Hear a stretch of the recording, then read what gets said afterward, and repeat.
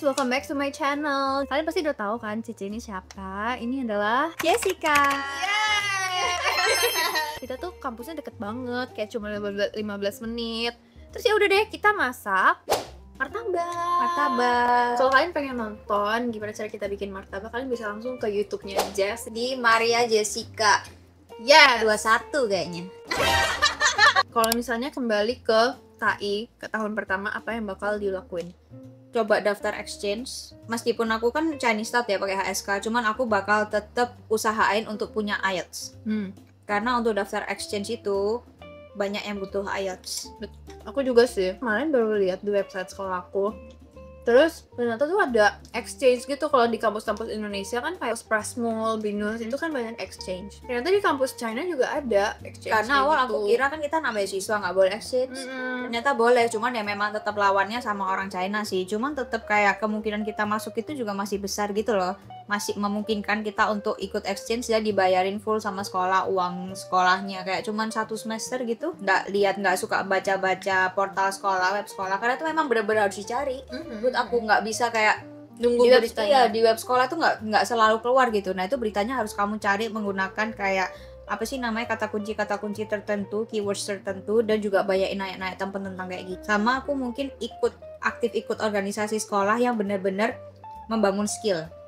Contohnya jujitsu, yang gitu-gitu itu sebenarnya kalau aku ikut dari TAI, kayaknya kalau aku sampai tase ikut terus itu kayaknya aku bisa punya, lulus tuh aku bisa punya kemampuan jujitsu, bisa punya apa. Karena sebenarnya di sekolah kamu banyak nggak? Sekolah aku banyak banget kayak klub-klub sekolah kayak gitu. Contohnya jujitsu, ada kayak tai chi, terus habis itu ada kelompok nari, ngedance, nyanyi, main alat musik China. Nah itu kayak main kucing dan lain-lain, dan itu semua gratis guys. Kita bisa belajar gratis. Nah itu sih menurut aku harusnya kalau misalnya bisa balik, aku dari TAI aku bakal tekunin hal itu sih. Agree.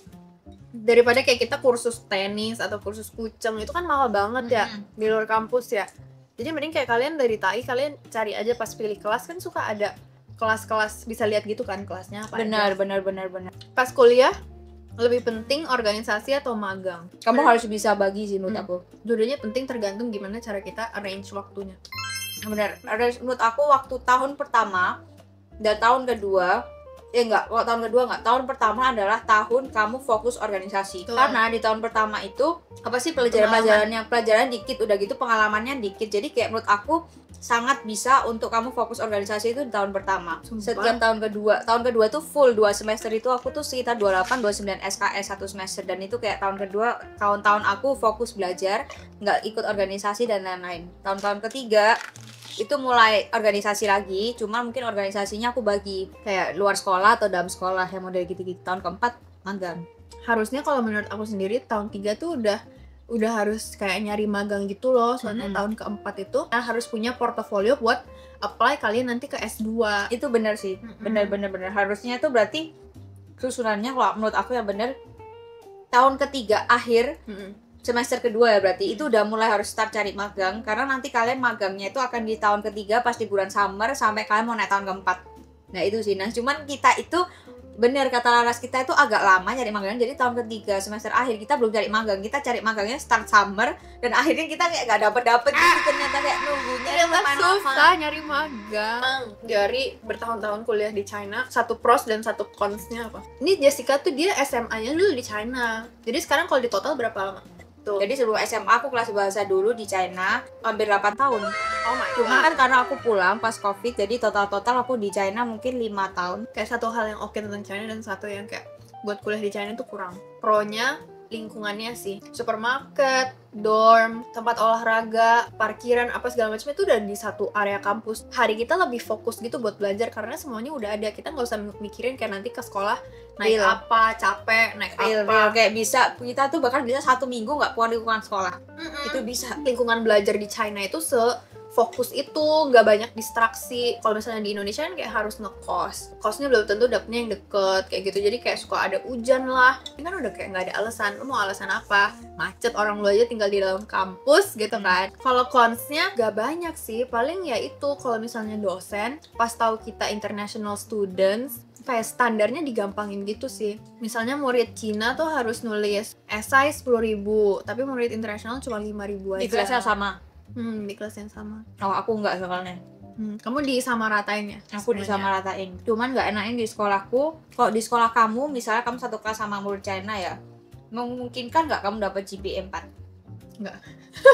Aku nggak, iya. Kalah. Mungkin aku merasa karena kalau misalnya jurusan kayak yang apa sih, jurusan-jurusan IPA itu kan ada jawaban pasti ya. Jadi kalau misalnya nilai kamu bagus ya memang kamu bisa GPA 4 gitu loh, sama kayak anak China. Cuman kalau misalnya jurusan aku sama jurusan Laras itu lebih sosial. Jadi jawaban kita tuh mostly bisa kayak nggak ada yang salah, nggak ada yang bener. Akhirnya setiap sekelas sama anak China ya, aku kayak nggak pernah dapet GPA 4. Padahal aku merasa kayak seharusnya aku bisa gitu. Nggak usah GPA 4 lah, 3,8 aja kayak ke atas aja kadang susah. Nggak Susah bisa ya? Aku dapet GPA 4 kalau cuman sekelasnya sama Inter. anak inter. Iya, itu sama anak inter. Makanya begitu sekelas sama anak inter, aku berusaha kalau belajar itu kayak bener-bener sampai mati-matian supaya setidaknya ngangkat GPA ku di kelas-kelas lain, karena mostly kelasku sama anak China. Pro-nya apa? Sama kayak Laras tadi ngomong, lingkungan sekolahnya aku suka karena ya itu, karena aku sebenarnya nggak bisa kuliah di Indonesia karena aku merasa di Indonesia itu kuliah tuh menghabiskan uang, harus punya kendaraan. Kalau nggak punya kendaraan, antar jemput. Nah, antar jemput itu juga repot karena aku sendiri nggak terlalu dibolehin untuk naik Grab sendiri kayak gitu kan. Terus habis itu yang kedua sama tadi tempat tinggal, kos-kosan dan lain-lain itu udah jadi sesuatu yang harus dipikirin lagi di luar sekolah. Udah gitu beasiswa. Karena sebenarnya aku bukan dari keluarga yang kaya banget, enggak, middle income gitu loh. Maksudnya masih bisa untuk bayar uang sekolah sendiri, tapi kalau ada beasiswa kenapa enggak? Nah, dan menurut aku beasiswa di China itu malah kadang itu bisa lebih gampang didapetin daripada beasiswa di Indonesia. Nah, itu entah kenapa aku bisa berpikiran gitu, apalagi yang full. Karena di Indonesia beasiswa full pun kayaknya nggak sampai full yang cover tempat tinggal dan lain-lain Paling kan. cuma Xuefei apa Bener, namanya? Sekolah. tuition fee doang. Sedangkan kalau di China itu uang hidup kita aja kita nggak jarang usah mikir. Kontranya mungkin guru di China nggak terlalu berani mengemukakan pendapat. Oke, contohnya. Apalagi karena aku politik ya. Hmm. Karena aku tuh jurusannya diplomatik dan diplomasi gitu-gitu, HI, politik. Jadi setiap gurunya tuh mau ngomong sesuatu yang padahal menurutku tuh nggak terlalu menyinggung ya, cuman ngomongin tentang pemerintahannya mereka sendiri aja. Mereka tuh pasti bisa langsung kayak gini, semua HP ditutup, jangan ada ngerekam, jangan ada yang apa-apa, sekarang aku mau ngomong kayak gitu. Kalau di Indonesia, misalnya aku merasa aku sekolah di Indonesia, pasti kita tuh bisa lebih free kalau ngomong. Misalnya kita mau ngomong, wah pemerintahnya gini. Kalau di sana nggak bisa, sama sekali nggak bisa, harus netral. Dan kalau misalnya kalian mau cari topik itu juga nggak boleh topik-topik yang sensitif. Contohnya kalian mau bahas topik China sama Taiwan gitu-gitu, nggak apa-apa, nggak masalah. Cuman cara kalian menulis, cara kalian apa itu nggak boleh pro atau itu, harus netral dan berdasarkan data. Betul. Iya, dan Data data Cina. Kapan hari kan kita November tahun lalu kan aku sama Jessica kan waktu itu yang ngawal Pak Presiden itu harus nulis ini kan, surat izin gitu sama dosen kita kalau misalnya kita 3 hari ini nggak bakal datang ke kuliah soalnya kita mau mendampingi presiden untuk ketemu sama presidennya China. Nulis surat kan kayak gitu, terus aku kirim lah ke guru aku gitu. Guru aku malah panik gitu kayak, kok kamu nge-send ini? Yaudah nggak apa-apa, kamu pergi aja, abis ini emailnya kamu hapus ya, kamu unsend emailnya ya. Iya, mungkin itu masih dianggap kayak harusnya informasi ini si guru ini nggak tahu, rapatnya mulai. Karena itu belum diberitakan juga kan, Iya. jadi kedatangannya masih rahasia gitu. Nah terus dosennya tuh takut kalau misalnya informasi ini tuh tersebar, terus dosennya tuh langsung kayak, oke, kamu sekarang hapus emailnya. Gitu, Sampai kayak gitu ya? Oke, gitu. Sampai kayak gitu bahkan. Nah, Iya. itu sih padahal itu harusnya hal simple ya, biasa aja gitu kan. Kalau di Indonesia ya udah gitu. Kita udah tahun keempat, kita pengen ngomongin masa depan kita, kurang lebihnya ya, kayak garis besarnya. Kalau misalnya aku kayaknya mau tetap lanjut S2 di sini, di China. Sebenarnya aku kayak tebar jala aja sih. Aku pengen dimanapun itu, yang penting kayak ada scholarship-nya. Dan aku nggak masalah kalau misalnya di China lagi, karena menurut aku di China juga ke depannya gitu salah satu negara yang paling aman gitu buat ditinggalin. Sekarang aja aman sih. Kayak nggak bakal ada ancaman-ancaman misalnya dari perang kayak apa gitu. Balik lagi sih, soalnya jurusan aku juga jurusan yang butuh spesialis gitu. Kalau sekarang kan jurnalis yang aku pelajarin sekarang itu masih jurnalis yang umum. Terus belum nanti dipecah lagi misalnya ke ekonomi lah atau kemana gitu. Kalau aku rencana lanjut S2 sama juga kayak Laras, kita tebar jala aja. Terus alasan aku nggak langsung kerja itu sebenarnya gini, sebenarnya aku tahu kalau misalnya kita lulusan S1 kerja di Indonesia kita menjamin. Karena sekarang banyak banget yang butuh talent-talent Indonesia yang bisa bahasa Mandarin. Dan kita tuh juga beberapa kali ya Ras, kita kan sering ngobrol misalnya sama HRD yang inget gak yang cari-cari orang Indonesia, mahasiswa yang bisa Mandarin ke Indonesia. Mereka tuh sekarang carinya ya guys, sebenarnya tuh HSK-nya yang HSK 5, HSK 6 ke atas.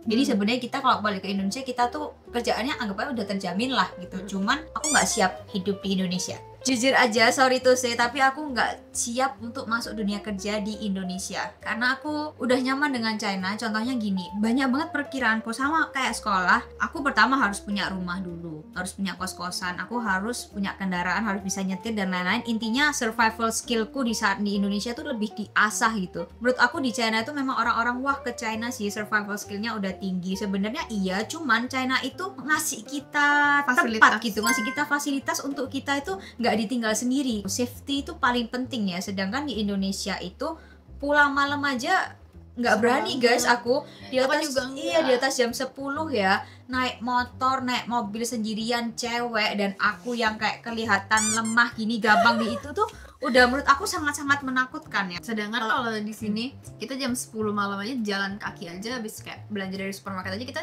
santai gitu, kayak jam 12 malam, jam 1 malam pun itu kayak jalan berdua aku sama temanku cewek aja nggak merasa takut gitu. Sedangkan di Indonesia lewat daerah gitu aja yang misalnya lagi pembangunan ya, siang-siang tukangnya dia lagi makan, mulutnya lagi ngunyah masih bisa siul-siul. Itu kayak what? Itu yang buat aku nggak siap untuk terjun ke Indonesia. Sebenarnya bukan nggak siap terjun ke dunia kerja, lebih nggak siap untuk terjun ke Indonesia, ke maksudnya society itu apa ya? Society di Indonesia aku nggak siap. Isu-isu di society itu balik lagi ke pendidikan dan kualitas warga-warganya nggak sih? Belum merata soalnya kalau di Indonesia. Di China aja paling banyak tuh alokasi pemerintahnya itu dikasih ke pendidikan nggak sih? Bener. Paling banyaknya ke situ.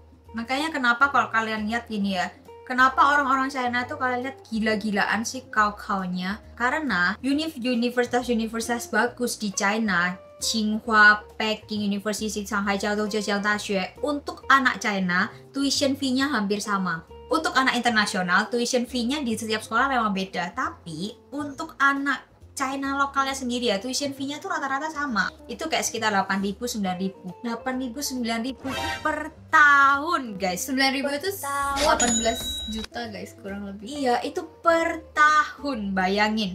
Terus aku tanya, kalau misalnya kamu daftar Tsinghua Peta, dia ngomong hampir sama juga segitu, 9.000-an. Bayangin kamu udah kamu tuh belajarnya biasa-biasa aja, masuknya itu univ yang biasa-biasa aja, tapi kamu bayar tuition fee-nya sama univ yang bagus, yang bisa dapat fasilitas lebih oke, itu hampir sama. Anak-anak China sendiri otomatis termotivasi gitu loh. Sekalian dapat yang bagus, gitu. Makanya kenapa mereka kau-kau itu jor-joran banget belajarnya ya, karena pendidikannya itu di levelnya tuh udah beda, tapi bayar tuition fee-nya hampir sama gitu. Sedangkan di Indonesia kalau misalnya nggak lulus ini ya kan ya langsung bisa swasta. Kalau yang punya uang ya bisa langsung ke yang bagus gitu loh. Tapi sedangkan di China universitas negeri itu nilai itunya hampir sama semua. Segimanapun kurang sempurnanya Indonesia, kayak ujung-ujungnya tuh bakal jadi PR kita juga, soalnya ntar anak-anak kita bakal di situ gitu. Banyak nih yang bilang, "Kak, kalau gitu kenapa nggak pindah China?" Bro, kita itu bisa enak-enakan di China itu juga karena salah satu alasannya kita ini paspornya Indonesia. Kita paspor orang inter, kalau di China treatmentnya itu juga beda gitu. Kita nanti saingannya sama orang China susah nggak sih? Beda. Kita tuh kalau mau daftar univ, mau daftar kerja, kita tuh jalurnya sama orang China tuh anggapannya kayak udah dipisah gitu. Ada jalur tersendiri, kita lawannya ya anak-anak inter gitu. Kak, kalau misalnya lahir ya kakak mau nggak jadi orang China? Aku nggak terlalu mau, jujur aja, karena aku merasa mungkin aku kalau jadi warga sini, aku belum tentu bisa survive pressure-nya gitu. Karena pressure orang sini tinggi banget. Bayangin S2 yang bagi kita itu udah tinggi. Bagi mereka di sini itu S2 itu kayak S1. S1 itu kayak SMA gitu. Jadi S1 itu adalah sesuatu yang wajib. S2 itu kayak S1. Kamu kalau misalnya nggak S2, kerjaan susah. Tapi kalau misalnya kamu diajak nikah sama orang China gimana? Iya, karena di sini perbedaan budaya. Sebenarnya di sini jangan dikira kayak diracin enggak ya, anggapannya kalian kayak lihat drakor kan, begitu kalian ke Korea kan juga sadar kan nggak kayak drakor. Sebenarnya ada beberapa hal lah yang nggak seperti didracin intinya. Jadi menurut aku enggak sih. Jadi kayak menurut aku dari segi budaya dan lain-lain, aku masih lebih bisa sama Cindo sih. Itu nggak seindah itu guys kalau misalnya pacaran sama orang lokal. Walaupun kayak di sosmed juga banyak yang bilang kalau orang China itu sweet, Emang setia, sweet, ngejer-ngejer gitu. Tapi ya sebenarnya banyak juga teman-teman aku yang kayak punya pengalaman dia pacaran sama orang lokal tapi terus kayak disakiti setelah beberapa bulan. Temen Kayak aku di love yang bombing. mostly yang pacaran sama orang China ya, mindsetnya mereka tuh bukan pacaran untuk menikah ya. Kalau kalian mau pacaran untuk menikah, jangan langsung cari orang China menurut aku. Kalau misalnya kalian cari, itu pun kalian harus seleksi lagi, karena orang China sekarang banyak yang pacaran sweet-sweet gitu ya untuk main-main aja, untuk pacaran gitu loh. Begitu si cewek ini serius, banyak juga yang langsung kayak putus aja lah atau gitu kayak banyak banget. Iya guys, makanya nanti pas kalian kuliah di China please jangan semuanya ditelan-telan. Iya, jadi Jangan ya, terlalu terpoison lah. di China itu banyak banget aspek-aspek yang bisa kalian ambil dan jadi pendorong dan motivasi kalian untuk pergi ke China, entah untuk kuliah, kerja dan lain-lain. Contohnya dari segi infrastruktur, transportasi, terus pendidikan, kesehatan, belanja online dan lain-lain. Banyak banget guys alasan yang bisa kalian pakai untuk ke China, entah itu mau ngapain. Tapi please jangan pernah pakai alasan untuk cari jodoh di China. Apa kayak gitu kalian nggak bakal bisa dapetin yang terbaik. Kenapa? Soalnya di sini nggak usah ke yang pengusaha-pengusaha, mas-mas yang pelayan-pelayan, aku aja bisa jatuh cinta cuy kalau misalnya aku cuman lihat muka, cuman buat kesini cuman buat cari pacar ya. Jujur aku tuh sering lihat orang Kuwaiti di tempat aku yang buat ngambil paket, abang-abangnya Lumayan bening. ganteng banget tukang, padahal ini ambil paket ya tapi wah ganteng banget. Udah gitu kayak intinya yang sorry tuh sih kerja kasar, tukangnya aja itu ke ya namanya ke tuh apa sih? Ke kan orang China, kakak China, ke kan kakak. Nah, kakak apa panggilan China gitu. Jadi kok kamu lihat ngomong, "Wih, di China baik ke." Ya, Itu bukan banyak, itu semua orang China yang lebih tua dari kamu tuh ya ke. ya sama aja kamu orang Cina pengen nyari mas-mas. Please jangan pakai alasan Iya. itu. Terus gitu. jangan pakai alasan itu dan jangan kayak menormalisasi kalau semua orang China itu cowok ke China itu kayak Iya, apa namanya perfect dan Bener. idaman banget. Iya pokoknya seleksi ulang deh guys, jangan jangan gampang termakan. Iya. Kadang kalau kalian gampang termakan beneran deh, kalian nanti ketemu abang ini jatuh cinta, nanti ketemu abang ambil paket jatuh cinta, kalian mau ke kamar mandi ketemu tukang jatuh cinta. Emang sebening itu karena. Oke guys, jadi itu aja hasil ngobrol-ngobrol kita. Thank you guys udah nonton. Jangan lupa subscribe ke YouTube-nya Maria Jessica dan TikTok dan Instagramnya. Thank you di sini. Yo, I'll see you guys in my next video. Kok di tempat kamu ada? Subscribe dan Oh, iya. jangan lupa Oh, iya. like, Jangan comment. lupa like, comment, subscribe di bawah sini ya di YouTube aku. Thank you guys. Bye.